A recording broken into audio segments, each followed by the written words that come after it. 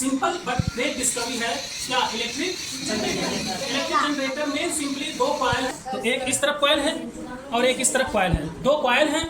इसके साथ ही दोनों कॉइल के बीच में एक मैग्नेट है, जो मैग्नेट इस कॉइल के बीच में रोटेट होगा, जिसको हम लोग इस हैंडल के थ्रू रोटेट कराएंगे, है ना।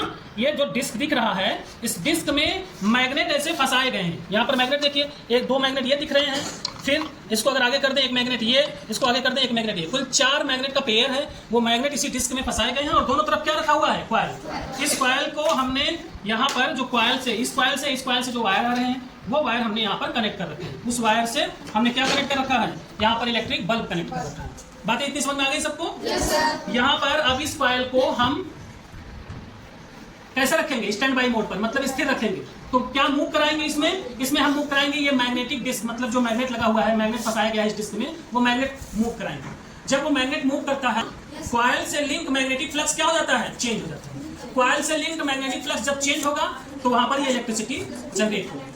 अब ये कैसे जनरेट होती है वो देखो। बहुत सिंपल सी डिस्कवरी थी, लेकिन अपने आप में उस एरा का, उस समय का सबसे ग्रेट डिस्कवरी। और आज भी हम लोग इलेक्ट्रिसिटी यूज कर रहे हैं। हालांकि इलेक्ट्रिसिटी के हमारे यहाँ इलेक्ट्रिक करंट के दो टाइप है ना, एक एसी करंट और दूसरा डीसी करंट। एक एसी करंट है और दूसरा डीसी करंट। जब हम कॉइल के थ्रू, इसके थ्रू करंट जनरेट कराते हैं तो वो अल्टरनेटिंग करंट होता है, ठीक ना।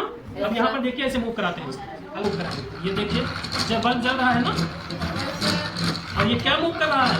यही मैग्नेट मूव कर रहा है। कॉइल के बीच में मैग्नेट मूव करेगा और यहाँ इलेक्ट्रिसिटी जनरेट हो जाएगी। इतनी बात सबको समझ में आ रही है? Yes sir.